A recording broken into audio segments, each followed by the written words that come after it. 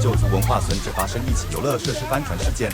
园方经理黄瑞琴表示，4名男子疑似为了不与有人搭乘的船只拉开距离，频繁用手脚伸出船外，甚至跳船，最终才会导致重心失衡翻船。这事件中并无人因此受伤。这段影片被他们的同伴拍下来，园方表示还是要跟工作人员说声抱歉，他们为了捡鞋子才这样的。网友调侃，别人的总是比较好玩。